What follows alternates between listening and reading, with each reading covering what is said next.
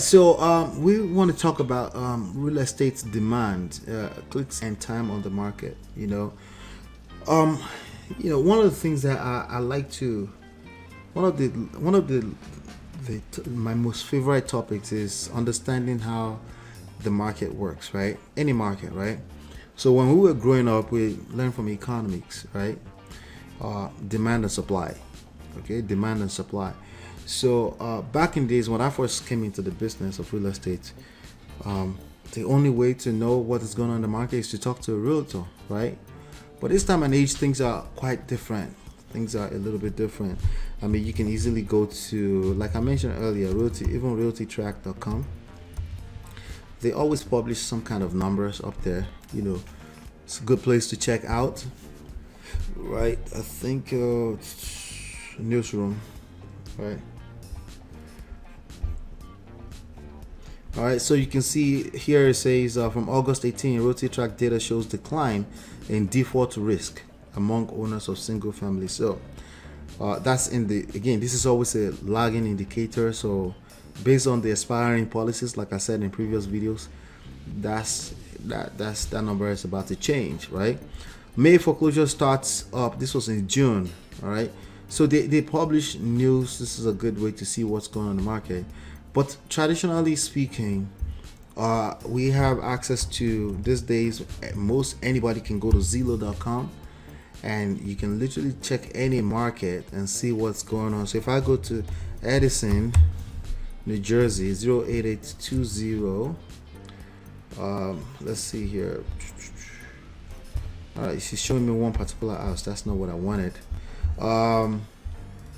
You can literally see what's going on in the market here. You can see some activity. You can play around and see what's going on here. Now, this is not the best way to really look at the market. For me, it's not. But for an average person, you can see what's going on in any given market at any point in time.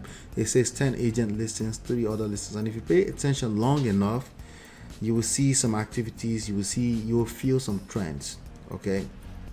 Okay, so now I think it was realtor.com. Realtor.com is another site that talks heavy about this, and what they're looking at to measure how well the market is doing in terms of how high demand. So if you're paying attention to the market right now, there's a lot of talk about home value skyrocketing. Because why is the home value skyrocketing?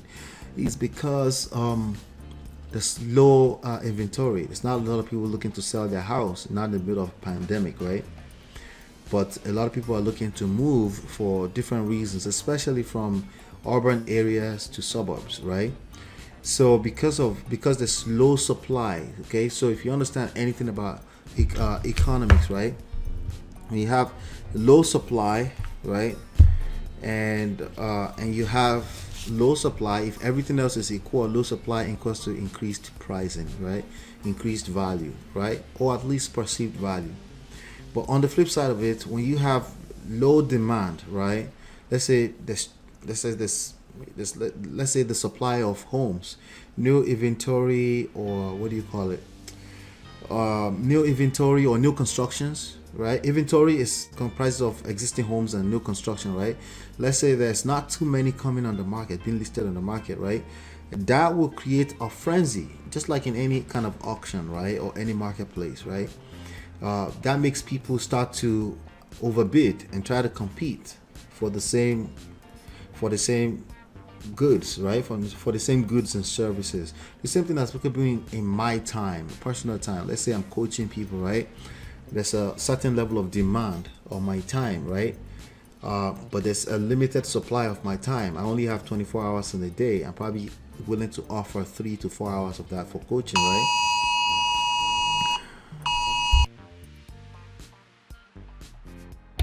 Sorry about that. There's a storm going on outside, so this thing is happening everywhere. All right.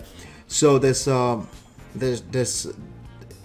matter of demand and supply. It's basic economics, and it's the same thing in real estate, right? So what they're looking at in the digital era is they look at clicks. How many people are clicking to look at a piece of property? So for example, this is Jersey City, right? This is an apartment. What is an apartment? So it's a multi-family home. This is a condo, they claim, right? It's a multi-family home for $600,000 in Jersey City. Let me see this picture. Where's the house? We don't see the outside picture. Anyway, $600,000 in Jersey City on Suburbia, right? How many people clicked like I just clicked, and how long has the house been on the market? Okay, so you can see that this has been on the market for 1 day, right? This is the data that Realtor.com, I think it was Realtor.com that they use to determine real estate demand. Okay, to determine to determine how much demand is in the marketplace, right? How many people are clicking over to see this property? How long has it been on the market? Those two pieces of data, right? You can see here, right? Now, the usefulness of this number for you, right, is very simple, okay? Just for you as a regular person, the longer this house is on the market, the more undesirable the house is for the market, okay? If this house is on the market for 3 days and it's sold, right? Now it says for sale. You can see the status right here. It says for sale, right? If that house is on the market and it says sold and it's now 10 days, right? That is like that house is in high demand. People love the house, right? But they look at that across board on an average, and they use that to determine what the demand is in the marketplace. Okay, that's what they use to determine what the demand is in the marketplace. And the reason why I wanted to share this with you is because it's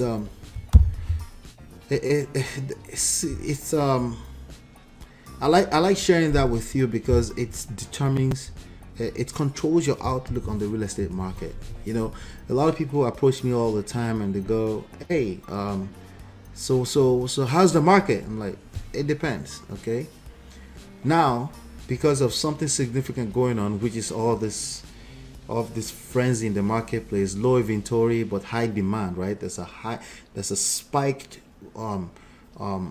value of homes, right, in the marketplace, because again, it's low supply. In the industry, we call it low inventory. Then there's obviously people still want to buy houses, but less people want to sell their houses, right? Because in this space, if you remember what we're talking about, some people lost their jobs. The economy is not the best it could be right now because of the pandemic, right? So the values are up, right? The values are not just skyrocketing. It's not a bubble. It is what it is. It's probably going to be sustained. It's probably going to be sustained over time because of inflation, because it's not like somebody's pumping a bubble like the subprime loans type of situation, right? But still, because of something significant going on, I can say that, I mean, the value of homes are higher, right? Okay, now if somebody is in a situation and they're in a situation like a distress situation and they need to sell, right? That person is an anomaly, right? And that's what we focus on as investors. That's what we get our opportunities from. We focus on people that are we don't go to the on-market deals. We don't go to Realtor.com. We don't go to Zillow.com. We market to homeowners that are showing up on list of distressed homeowners. Things like pre-foreclosures, right? Things like vacant houses, right? If your house is vacant, that's stressful, because the house is supposed to be producing one way or the other. Unless this is just a vacation home, again, that's the anomaly. I'm talking about houses between $100,000 to $500,000 houses. The house is vacant. That's not a good thing. If a house make it to that list and I market to that list, I expect that this person would tell me that we're trying to rent it out, but we're having a hard time, or we can't afford to hold on to the house. It's a distressed situation, and this is where you find opportunities when it comes to real estate. And I wanted to share that, okay? However, with that being said, the main topic here is real estate demand is determined in today's digital age in terms of how many people are clicking into this particular house page or into houses in a particular vicinity, and then how long on an average are these houses staying on the market. Okay, so if you know anything about real estate, time on the market is a big deal. If a house has been on the market for 400 days, something is terribly wrong with that house. People simply don't want that house. Okay, so people could be clicking and clicking and clicking, but it's still on the house. What does that tell you? There's like 1,000 clicks into looking at this house, right? but the house has been on the market for 10,000, not 10,000, for 400 days, right?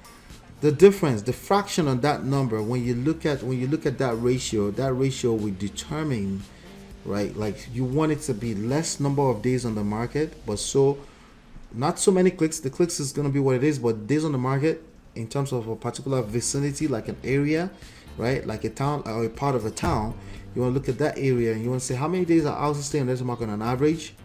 Okay, how many people are clicking? Is there high clicks? That means high demand in that area.